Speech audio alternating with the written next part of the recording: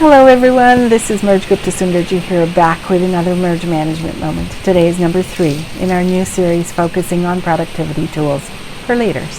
One of the biggest complaints I hear from leaders is about their loss of productivity due to the time they spend in meetings.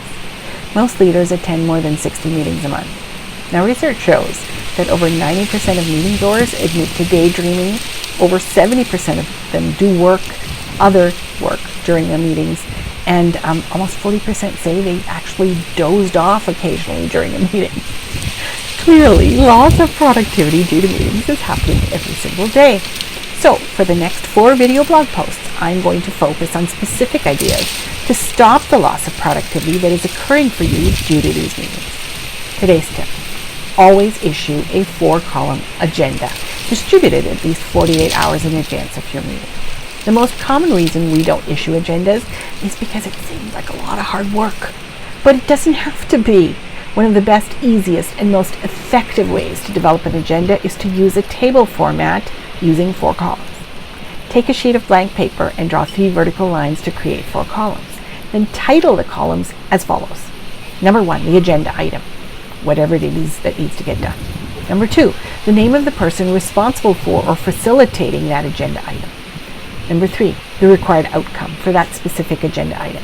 What is the result you want from this? For example, group discussion, or information, or update, or decision required, or consensus needed, or action required, or roundtable reporting.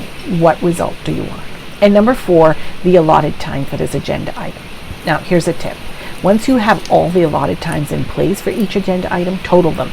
And make sure the total does not exceed the total time set aside for the meeting. If it's over the total time, then you have a problem. Now, this works really well if you're preparing for regular or planned meetings. So what happens if you have to call in an emergency or a spontaneous meeting? Should you just forget about the agenda? Absolutely not. If you find yourself calling an unplanned or emergency meeting, use the first 5 minutes to develop a quick agenda on the whiteboard or flip chart. Then run it past everyone attending. And do not, I repeat, do not move forward until you reach agreement on this agenda. There's no point in starting a meeting without an agenda. Running a meeting without an agenda is kind of like driving in a city you've never been to before without a map. You'll have no idea where you're going and no idea where you'll end up.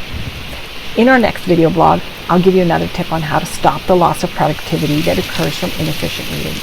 But until then, this is Gupta-Sunderji with a Merge Management Moment.